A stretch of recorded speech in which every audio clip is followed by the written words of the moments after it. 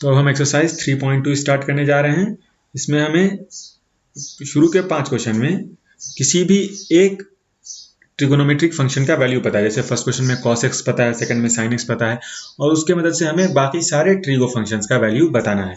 तो सबसे पहले इस क्वेश्चन को करने से पहले हमें एक बात बताना चाहिए कि अगर फर्स्ट क्वाड्रेंट अगर हम ये ड्रॉ कर लें तो फर्स्ट क्वाड्रेंट में सारा फंक्शन पॉजिटिव होता है, यानी साइन कॉस टेन सब पॉजिटिव होता है। सेकंड में साइन और उसका इनवर्स कॉसेक पॉजिटिव होगा। थर्ड में टेन और कॉट पॉजिटिव होगा, बाकी सब निगेटिव। उसी तरह सेकंड में सिर्फ साइन और कॉसेक पॉजिटिव होगा, बाकी सब निगेटिव। और फोर्थ में कॉस और सेक पॉजिटिव होगा और बाकी सब निगेटिव। जो फर्स्ट क्वेश्चन है उसमें जो हमारे पास वैल्यू पता है वो है cos x is equal to -1/2 और x lies in third quadrant. तो थर्ड क्वाड्रेंट में हमें पता है tan और cot पॉजिटिव होगा और बाकी चारों फंक्शन निगेटिव होगा। तो अब अगर हम बाकी सभी अगर हमको ट्रिगोनोमेट्रिक फंक्शन निकालना है तो सबसे पहले सबसे आसान जो फंक्शन है वो sec x कैलकुलेट करना है, क्योंकि ये जस्ट इनवर्स हो जाएगा cos x का, यानी 1/cos x हो जाएगा। तो 1/cos x यानी 1/-1/2। तो आप देख सकते हैं ये -2 के बराबर हो जाएगा।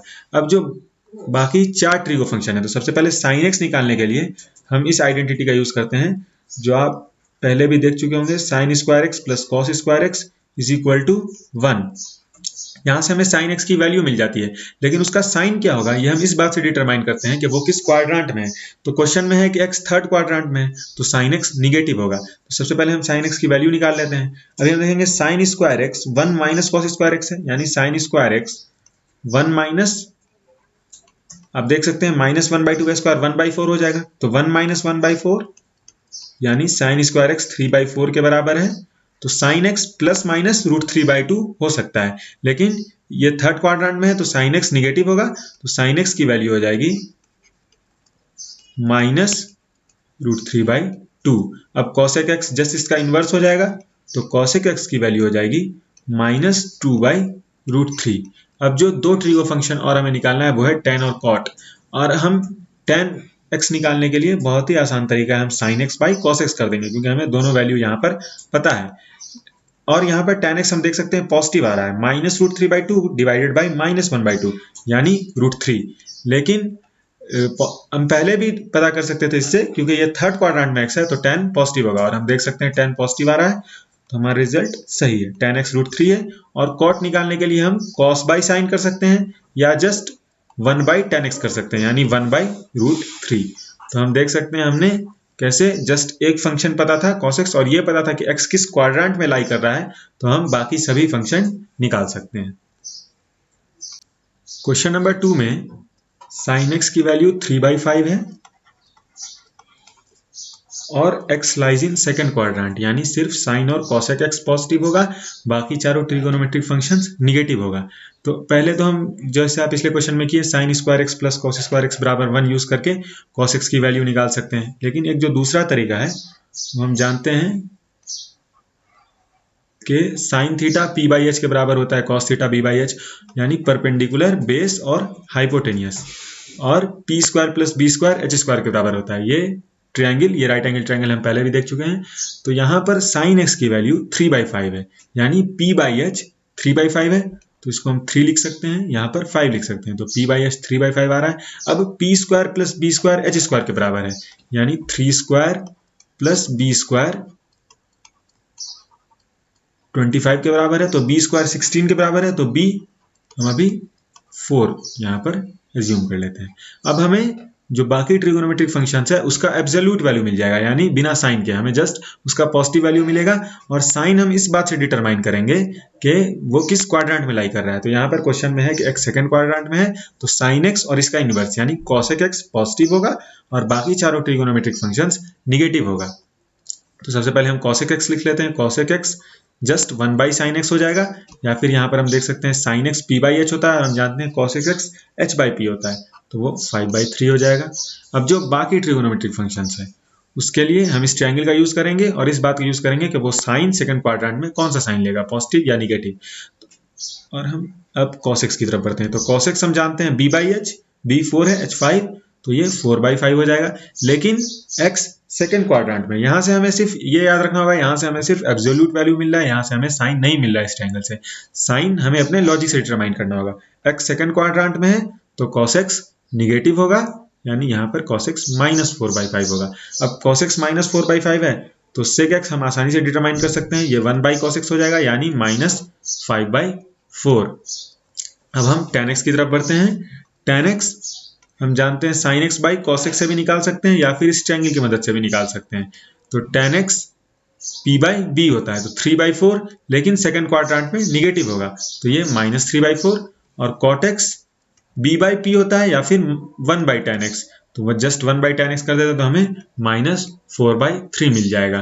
तो अब अगर हम sin square x plus cos square x equal to 1 use करते जो हमने पिछले क्वेश्चन में किया था, तो उससे वहां से भी हमें यही वैल्यू मिलता है, लेकिन यहाँ हमने ट्रायंगल देखकर हम वैल्यू को विजुअलाइज कर पा रहे हैं और साइन इस बात से डिटरमाइन कर रहे हैं कि x किस क्वाड्रेंट में लाई कर रहा है। क्वेश्चन नंबर 3 में जो ट्रिगोनोमेट्रिक फंक्शन का वैल्यू हमें पता है वो है cot x और ये बराबर है 3/4 के। तो अगेन हम जो पिछले क्वेश्चन में हमने जो अप्रोच अपनाया था यानी ट्रायंगल बना के, और अगर इस एंगल को x मान लें तो ये उसके लिए परपेंडिकुलर हो जाएगा, ये बेस हो जाएगा और ये हाइपोटेन्यूस हो जाएगा। तो एंगल जो होता है वो बेस और हाइपोटेन्यूस के बीच का एंगल। तो cot x 3/4 है तो cot x हम जानते हैं b/p के बराबर होता है, tan x p/b और cot x b/p। तो cot x 3/4 है तो b को हम 3 ले सकते हैं और p को 4। तो हाइपोटेन्यूस हम जानते हैं 3 स्क्वायर प्लस 4 स्क्वायर यानी 25 का रूट हो जाएगा। तो हाइपोटेन्यूस को हम 5 से डिनोट कर सकते हैं। और इसके साथ है कि x lies in third quadrant, तो x अगर थर्ड क्वाड्रेंट में है तो सिर्फ tan और cot पॉजिटिव होगा, बाकी चारों ट्रिगो फंक्शन निगेटिव होगा। तो यहाँ पर सबसे पहले हम tan x कैलकुलेट कर लेते हैं। tan x हो जाएगा 1/cot x और यहाँ पर से हम देखें तो p/b यानी 4/3। तो ये दोनों फंक्शन इसमें पॉजिटिव है। और अब यहाँ से इस ट्रायंगल से हमें साइन कॉस और उसके इनवर्स का वैल्यू मिलेगा, एब्सोल्यूट वैल्यू, यानी बिना साइन के। साइन हम इस बात से डिसाइड करेंगे कि x किस क्वाड्रेंट में लाई कर रहा है। तो सबसे पहले हम साइन x कैलकुलेट करते हैं। साइन x हम देख सकते हैं p/h के बराबर होता है, हम जानते हैं, तो 4/5 हो जाएगा। और x थर्ड क्वाड्रेंट में है तो साइन थीटा या साइन x निगेटिव होगा, तो यहाँ पर हम माइनस लगा देंगे यानी साइन x माइनस 4/5 के बराबर हो जाएगा। अब अगर हमें साइन x पता है तो हम cosec x आसानी से कैलकुलेट कर सकते हैं, या तो हम h/p लिख सकते हैं जिसमें माइनस लग जाएगा तो माइनस 5/4 हो जाएगा, या 1/sin x कर देंगे तो हमें माइनस 5/4 मिल जाएगा। अब जो बचा हुआ दो ट्रिगो फंक्शंस है यानी cos x और sec x हमें कैलकुलेट करना है। तो cos x हम जानते हैं b/h के बराबर है, तो अगर हम उसकी वैल्यू लें तो वो हमें 3/5 मिलेगा। लेकिन हमें जानते हैं कि cos x थर्ड क्वाड्रेंट में x है तो cos x निगेटिव होगा, तो cos x की वैल्यू माइनस 3/5 हो जाएगी। अब हमने जो लास्ट ट्रिगो फंक्शन है sec x वो हम आसानी से कैलकुलेट कर सकते हैं, वो जस्ट 1/cos x हो जाएगा यानी माइनस 5/3 हो जाएगा। क्वेश्चन नंबर 4 में हमें अगेन एक ट्रिगो फंक्शन का वैल्यू पता है यानी sec x पता है। sec x की वैल्यू है 13/5 और हमें बाकी ट्रिगो फंक्शंस का वैल्यू बताना है। तो पिछले क्वेश्चन की तरह हम ट्रायंगल कंस्ट्रक्ट कर लेते हैं। ये x हो गया, तो ये बेस है, ये परपेंडिकुलर है, ये हाइपोटेनियस है। और sec x पता है, sec x यानी हमें h/b का वैल्यू पता है। तो h/b 13/5 है तो हम h को 13 मान सकते हैं, b को 5। तो अब p स्क्वायर बराबर हम जानते हैं p square h square minus b square के बराबर होता है यानी 13 स्क्वायर माइनस 5 स्क्वायर। तो देख सकते हैं हम ये कैलकुलेट करने पे 144 के बराबर हो जाता है, तो p 12 के बराबर हो जाएगा। तो अब x के बारे में है कि x lies in fourth quadrant. तो अगेन जैसा हमने पिछले क्वेश्चंस में किया, इस ट्रायंगल से हम सभी फंक्शंस का एब्सोल्यूट वैल्यू कैलकुलेट कर सकते हैं और उसका साइन इस बात से पता लगाएंगे कि x किस क्वाड्रेंट में है। x फोर्थ क्वाड्रेंट में है तो साइन cos x और sec x पॉजिटिव होगा, बाकी चारों ट्रिगो फंक्शन निगेटिव होगा। सबसे पहले हम cos x कैलकुलेट कर लेते हैं। cos x just 1/sec x हो जाएगा या b/h, तो 5/13। तो cos x और sec x पॉजिटिव है क्योंकि x फोर्थ क्वाड्रेंट में लाई कर रहा है। अब हम sin x कैलकुलेट करते हैं। sin x हमें पता है p/h हो जाएगा यानी 12/13, लेकिन x फोर्थ क्वाड्रेंट में है, sin x निगेटिव होगा तो sin x की वैल्यू हो जाएगी माइनस 12/13। अब cosec x हम जस्ट sin x का इन्वर्स ले लेंगे यानी 1/sin x माइनस 13/12, जो कि हम देख सकते हैं h/p के बराबर है और माइनस क्योंकि x फोर्थ क्वाड्रेंट में और cosec फोर्थ क्वाड्रेंट में निगेटिव होता है। अब जो बचा हुआ दो ट्रिगो फंक्शन है tan और cot, वो हम इस ट्रायंगल से भी कैलकुलेट कर सकते हैं या फिर इस बात से कि tan x sin x by cos x के बराबर होता है। तो हम देख सकते हैं sin x by cos x minus 12/5 के बराबर हो जाएगा। माइनस क्योंकि x फोर्थ क्वाड्रेंट में है और tan फोर्थ क्वाड्रेंट में निगेटिव होता है। सेम केस cot x के साथ cot भी फोर्थ क्वाड्रेंट में निगेटिव होगा और वैल्यू 1/tan x हो जाएगी, यानी -5/12। क्वेश्चन नंबर 5 में जो ट्रिगो फंक्शन का वैल्यू हमारे पास है वो है tan x, और tan x का वैल्यू यहाँ पर है -5/12। तो जो पिछले क्वेश्चन में हमारा जैसा अप्रोच था, ये ट्रायंगल बना के, वैसे ही हम इस क्वेश्चन में बढ़ेंगे और साइन इस बात से डिटरमाइन करेंगे कि x किस क्वाड्रेंट में लाई कर रहा है। तो इस क्वेश्चन में दिया हुआ है कि x सेकंड क्वाड्रेंट में है, तो इसका मतलब sin x और cos x पॉजिटिव होगा, बाकी चारों ट्रिगो फंक्शन निगेटिव होगा। तो अगर हम इसको x ले लें तो ये बेस हो जाएगा, ये परपेंडिकुलर हो जाएगा और ये हाइपोटेन्यूस। और हमें p/b की वैल्यू पता है, tan x की वैल्यू पता है, यानी p/b पता है, तो p 5 हो जाएगा और b 12। यहाँ पर हम साइन का ध्यान ट्रायंगल में नहीं देते हैं, तो हम हाइपोटेन्यूस कैलकुलेट करते हैं। हाइपोटेन्यूस हम देख सकते हैं 13 आ जाएगा, जैसा कि पिछले क्वेश्चन में भी था।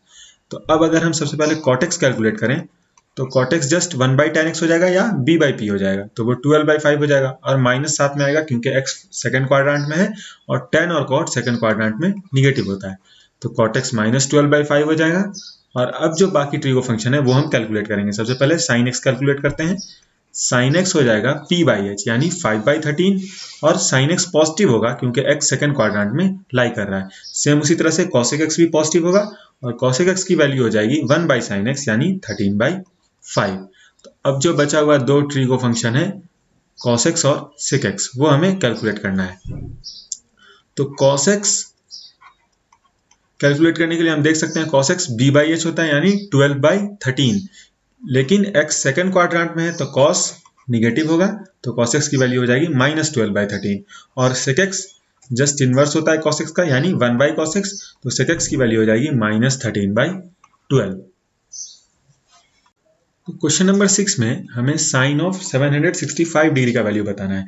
क्वेश्चन नंबर 6 to 10 में हमें अलग अलग ट्रिगो फंक्शन है जिनका वैल्यू बताना है। तो सबसे पहले हम क्वेश्चन 6 को देखते हैं कैसे अप्रोच करेंगे। तो यहाँ पे हमें साइन ऑफ 765 डिग्री का वैल्यू बताना है। तो 765 डिग्री को हम 720 + 45 लिख सकते हैं, या फिर 2 × 360 यानी 720 डिग्री + 45 डिग्री लिख सकते हैं।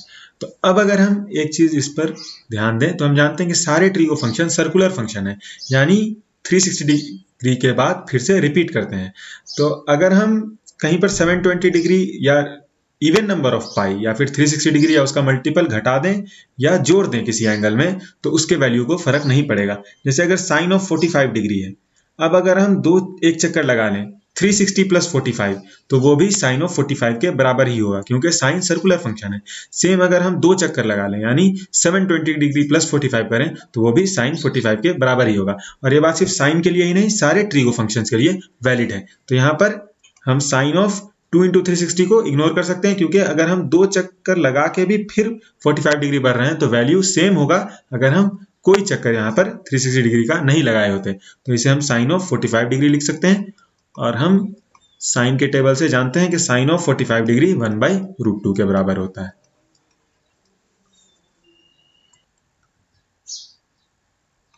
क्वेश्चन नंबर 7 में हमें cosec ऑफ -1410 का वैल्यू बताना है। cosec ऑफ -1410 डिग्री, जैसा कि हमने पिछले क्वेश्चन में भी डिस्कस किया, और हम ये जानते हैं कि सारे ट्रिगो फंक्शन सर्कुलर होते हैं, यानी वो रिपीट करते हैं आफ्टर 360 डिग्री, यानी 2 पाई के इंटरवल के बाद। अगर यहाँ से हम शुरू करते हैं तो 2 पाई के इंटरवल के बाद सारे ट्रिगो फंक्शंस रिपीट करेंगे।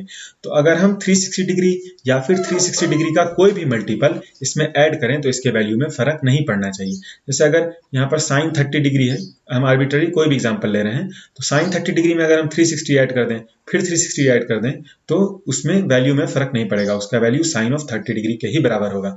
तो इस चीज का यूज करके हम cosec ऑफ -1410 का वैल्यू निकालने की कोशिश करेंगे। तो हम देख सकते हैं अगर हम -1410 में 4 × 360 डिग्री, हम 360 डिग्री का कोई मल्टीपल ऐड कर दे रहे हैं, तो इसके वैल्यू पर कोई फर्क नहीं पड़ना चाहिए, क्योंकि cosec x हर 2 पाई डिग्री या हर 2 पाई या 360 डिग्री के इंटरवल के बाद रिपीट करता है।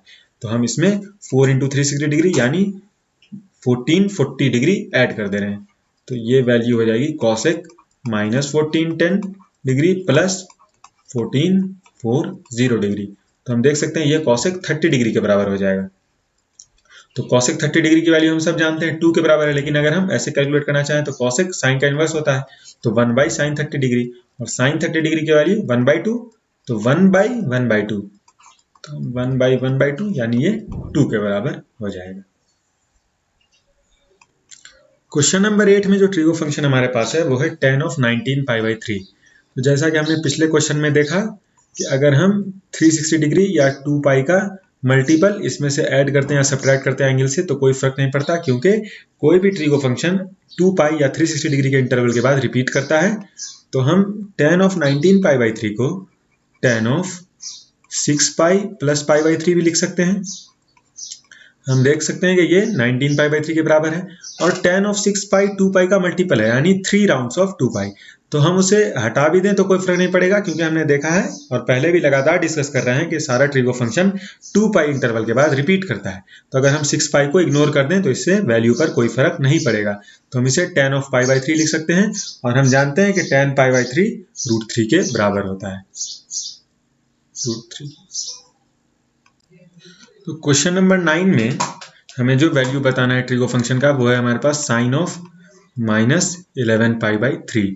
तो इसमें भी निकालने के लिए हम वही स्ट्रेटजी अपनाएंगे जो पिछले क्वेश्चंस में अपना रहे हैं, जस्ट इवन मल्टीपल ऑफ पाई इसमें ऐड कर देंगे, क्योंकि हमें पता है, बार बार मैं डिस्कस कर रहा हूँ, इस बार में फिर से बोल देते हैं कि सारे ट्रिगो फंक्शन 2π के इंटरवल के बाद रिपीट करते हैं।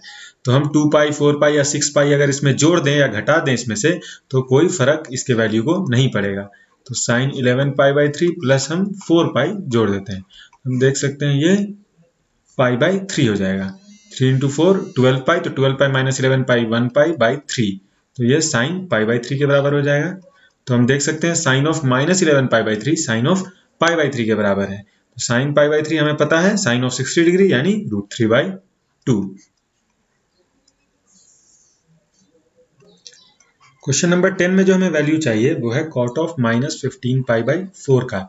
तो अगेन हम सेम स्ट्रेटजी यूज करेंगे जो पिछले क्वेश्चंस में यूज कर रहे हैं या क्वेश्चन नंबर 6 से यूज करते आ रहे हैं, कि हम मल्टीपल ऑफ 360 या मल्टीपल ऑफ 2π इसमें ऐड करते हैं और उससे वैल्यू चेंज नहीं होता, और उसके बाद आसानी से जो हमारे पास नोन वैल्यूज होते हैं थीटा के, जैसे π/3 π/4 इस फॉर्म में आ जाता है, और उसके बाद हम टेबल से उसका वैल्यू लिख देते हैं। तो सबसे पहले हम इस क्वेश्चन में cot of -15π/4 में 4π ऐड करेंगे।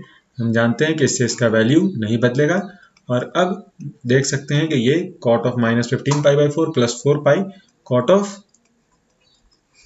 π/4 के बराबर हो जाएगा। हम देख सकते हैं ये 16π - 15π यानी π/4। तो cot of π/4 यानी cot of 45 डिग्री, तो हम जानते हैं cot 45 डिग्री 1 के बराबर होता है।